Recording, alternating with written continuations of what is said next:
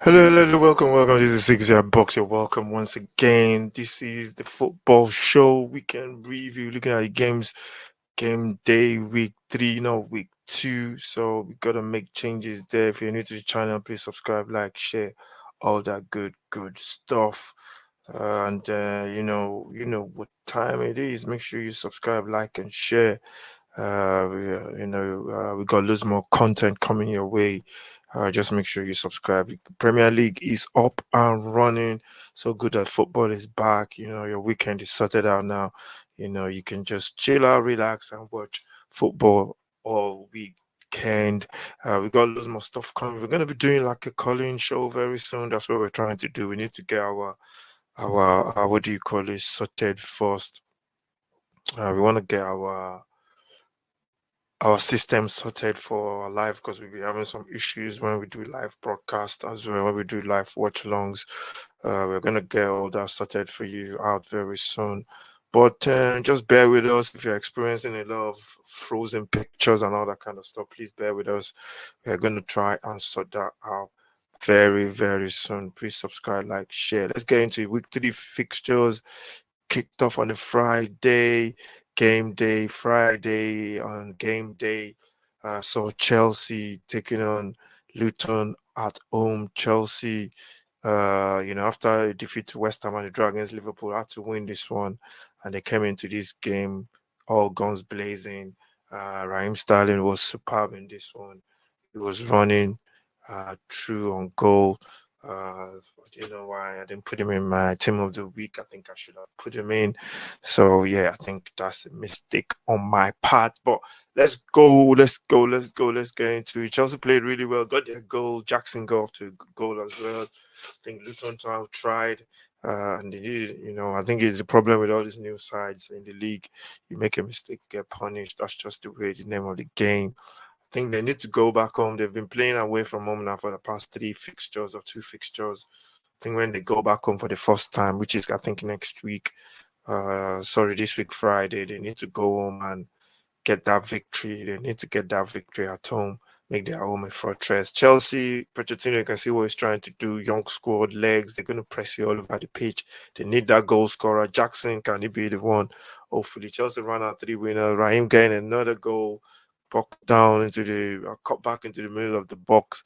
And it was a good finish. The build up to that play was very good. It was a flick on and a overhead kick from from Enzo Fernandez in midfield, and the ball finds. I think it was. I can't remember who the ball found on the right, and then he played it across, and Sterling with a beautiful finish. And yeah, Chelsea deserved a victory. I think that was expected. Then the game, lunchtime Saturday game, trip to Bournemouth Vitality Stadium. Tricky kickoffs at 12 o'clock. Tottenham going in there, and they did the business. They were really professional. Good goal, good goal from Madison. Tottenham looking really in shape now. Want to see them 10 games into the season. I think that's when I'll be like, okay, yeah, But so far so good. They're playing really well. I think against these sides, I think Tottenham with the new formation will have a lot of joy. I thought Bournemouth were going to give us a lot of problem because they pressed Liverpool really high last week. They did the same this week as well, but Tottenham just beat the press every single time with Madison turning on the half, always getting the ball on the half turn, and Bissouma as well doing the same. And those three, Bissouma, Madison, and Son, they're just Bissouma, Madison, and Sa. They're building what do you call it? Um, a little bit of what do you call it, coordination in midfield for Tottenham, and the defense was solid as well, And yeah, they deserve the victory. Kulu get the second goal, and Madison with the first one. Then we went up to the 3 o'clock kickoffs. Brentford, this one, Brentford Crystal Palace. I think this game has been draws in the last four meetings. Brentford, I thought Brentford played really well in this one. Um, got their goal. Well, got their goal. I can't remember who got the goal again. I can't remember who got that goal. I think it was. Let's just check. Goal scorer Kevin Shad. It was a good goal as well. I remember it now. the young, I think he's Swedish striker, loads of pace. He's a winger actually, and he did a good job. We just cutting it from the right, from the left hand side, I think, and it was a beautiful finish. Pace, loads of space, and pace it kills people, and that's what the boys got. And that finish was superb. Crystal Palace got a late goal. It was I don't know how they got back into that game, and it was Anderson that got the goal. I think it was ball came into the box, and I think he finished really well as well. And it was 1-1 Palace. I think they're still missing that zing up top. They need a big, they need a striker. Uh, uh, Excuse me, they've got Edward there, but I think there's another guy that I can't remember his name now. I think when he comes back, he should be playing definitely. And yeah, I think they should be fine. Then this we go on to the Emirates as well. 3 o'clock Saturday Emirates. This one before the game, there was a lot of threes, fours, by so many Arsenal fans, and just the Premier League for you. The Premier League don't take no prisoners, and that's what happened. Arsenal started really slow. They've been doing that lately in games. Started really slow, and they got punished. Saka with a blind pass. There was nobody behind him, and Pereira just ran through with a beautiful finish. So many people are saying he was trying to dink the goalkeeper, but I thought he saw this gap in space in front of the keeper, and he just put it in there. And from then on, Fulham were leading. Arsenal struggled until I think it was the second half when Arsenal equalized towards the end of the first half. Sorry, and it was it was a good goal as well. It was a good goal from Eddie Nketiah. The ball came into the box. Sorry, Arsenal got the penalty. It was a penalty as well. I sorry for the equalizer. It was a penalty. I think it was a foul on, was it Saka? I think it was Saka or Martinelli. It's fouled on them, and Saka took the penalty. Good pen, making it 1-1. Second half, Arsenal. When you go to Arsenal and you're leading the score, you know what's going to happen. They really put the pressure on. They went to their normal formation, put Partey back in midfield, and put Ben White on the right back. I don't know why the manager is faffing about with it. And yeah, they got the goal. The ball came. I think it was a cross from the left hand side as well from Martin. No, from the right. I'm not sure. I think it was Odegaard or somebody. I can't remember who put the cross in. And good finish for Eddie Nketiah. And then, twist and turns in this Premier League game. Arsenal were looking, just keep the defense tight, get to full time with the 3 points, but they got sucker punch in the 87th minute, and Jao Palhinha with a beautiful goal. Ball came into the box, front post. He just smashed it. Nobody from Arsenal was close to blocking it, and yeah, I think Fulham deserved it. I didn't see the whole game, but from the highlights, I think they deserved it as well. Calvin Bassey got a red card for, I think it was for tackle. It was for tackle, I think. I'm not sure. Can't remember the reason why I got the red card. I think it got one for wasting time, a yellow for wasting time or something like that. So yeah, that's been a problem for games in the Premier League. The game is going to slow down. Players are not just going to play 100 miles an hour. They're going to slow down sometimes. You're looking for where to pass the ball, especially when you're building from the back, looking for where to pass the ball. You're going to slow it down as a keeper. And I don't understand why the referees are just giving cards left, right, and center. So then we go to the Manchester United Nottingham game. Forest going into a 2-goal lead. Winnie again getting on the score sheet. Header from the centre back. I can't remember, a big centre back for Forest. Willie Bolly with a header. That's after 4 minutes. 2 minutes and 4 minutes goals for Forest. Forest were 2 goals up. And you think they were coasting, but I think Manchester United, that's the same thing with Arsenal. There's a Christian Eriksen with a tapping at the edge of the post. And Casemiro too with a good finish as well from the edge of the box. I don't know how Casemiro going to that space to finish there, and then Bruno Fernandes with a penalty when Rashford was brought down. First, when I saw that challenge, I didn't think it was a foul, but Joe Worrell, got himself sent off. Fernandes took the penalty. Manchester ran out 3-2 win. I think Manchester now they're just relying on their individual talent to get through games. They're not playing really, really well as a team. And it happens in pre-season, early in the season. Teams start really slow. And yeah, that was a good comeback for Manchester United. I thought they were going to get, I think Forest were going to get a draw, but United came back to snatch victory. Everton Wolves, this one I thought was going to be a 1-1, a goalless draw. Apparently, Everton played really well, according to the reports. And Wolves just basically got the goal in basically the last kick of the game. Connor comes into the ball. The big man, Kalas, I can't remember his name. He's been injured. Was injured throughout last season. Sasa Kalakzik got on the end of it, and before you know it, it was a goal. Everton. It was too late to get anything out of the game. They need to start winning games. Everton. They don't want to start getting to that position they were last season. They need to start winning games by before Christmas.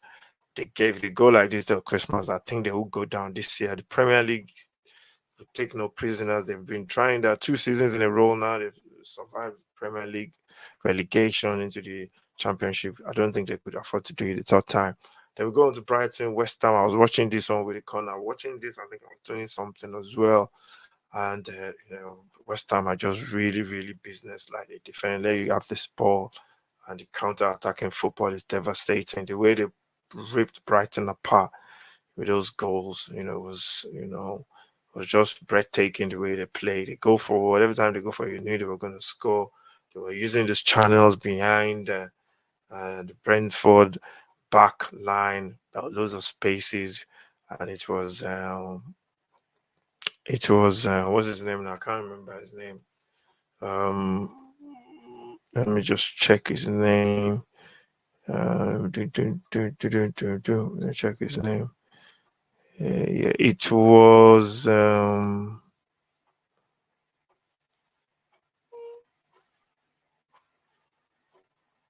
He didn't even play from the scratch.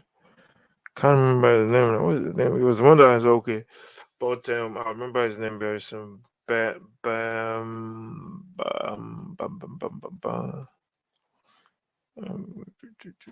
remember his name now. Saeed Ben Rama. He was the one. Saeed Ben Rama. I think he came on as well, and you can see he changed the game when he came on. The spaces in between.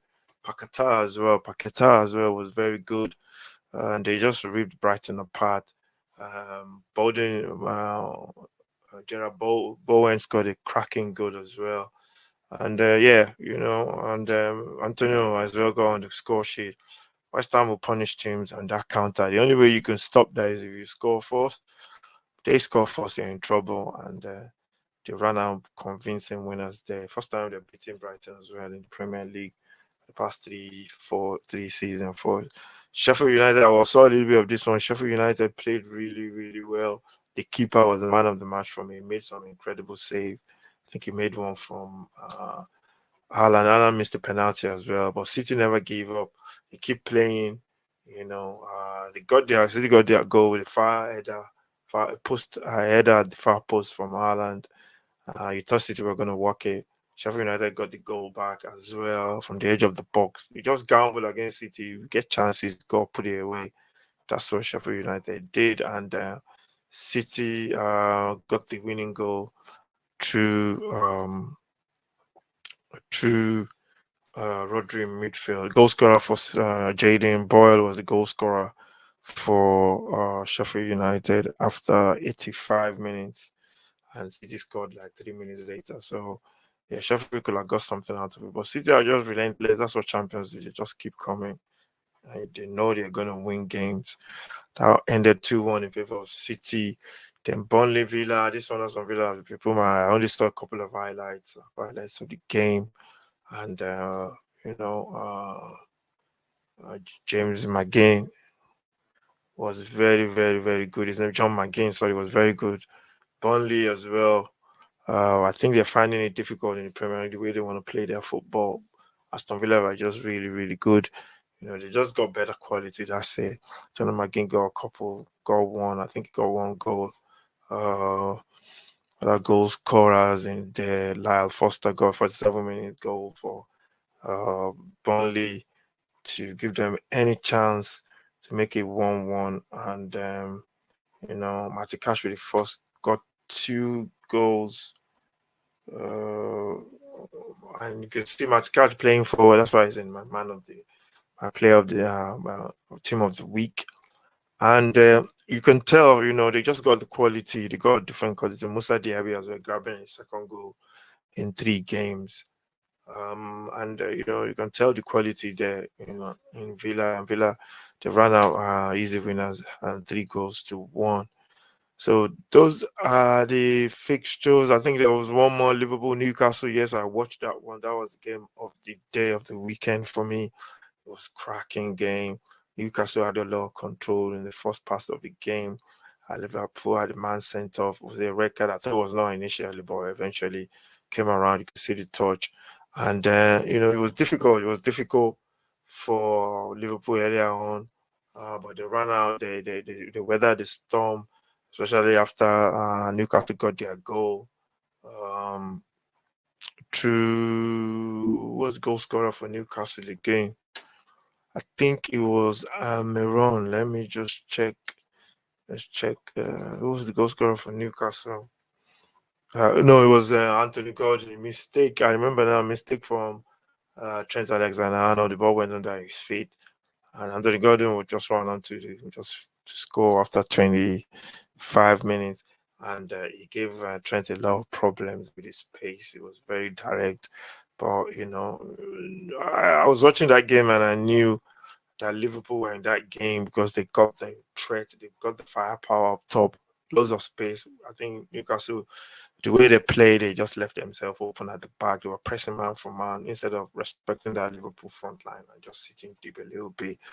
And reduce the gap between at the back. But they just went for it, which I think he will do at home, especially. And it was a big mistake. The big guy got off the bench, Darwin Nunes, with 2 cracking goals. Similar goals, identical. The first one as well. The way they passed the ball into him for the first and the second goal was just class from midfield. Elliot came in for Liverpool in midfield. He was very, very good. I always think that he never had the strength of the Premier League, especially in midfield against big guys. But he was very good when he came on. Good touches, playing around the corner, and I think Newcastle had a bit of problem in midfield as well when they Sandro. Was it Sandro Tonali as well? Botman who had an injury as well. So I think this is just a lesson for Newcastle at home sometimes, especially against these top sides. When you go a goal ahead, you want to sit deep a little bit and play on the counter if possible. Just get the results.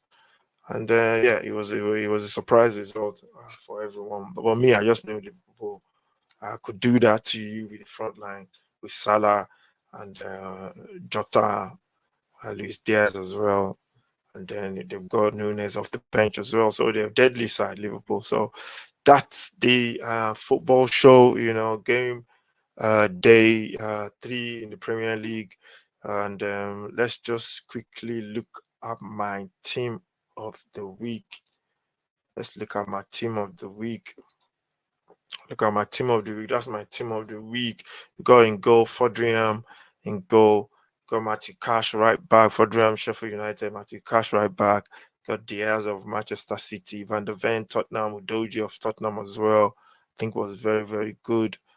Bruno Fernandes, Manchester United. We have Polinia of Fulham. James Madison of Tottenham as well was very, very good. I don't know why I put Foden in there. I think that must have been a mistake. So I think you just disregard that Foden. I didn't really watch that game, so I wouldn't really. I think for Foden, I think maybe I'll put I'll put what can I put in there? I'll put for Foden. I'll yeah, I think I'll put Diaby there of Aston Villa. I'll put Diaby there instead of Foden. So just ignore that one. Then got Haaland and McGuinness as two other players for that team of the week. And yeah, it's the Premier League is up and running now. This is what we're doing. We'll be giving my team of the week. We'll be giving my list of players for the week every game day. So yeah, this one is just I must have done this in a hurry. This one is a typo as well. So for Foden, I'll put the Abbey in there definitely. So thank you very much for watching. Make sure you subscribe, like, share. We're going to game day. What are we going to now? Game day 4 next week. All the fixtures over this weekend. Make sure you subscribe to the channel, follow, like, share, and I'll see you next.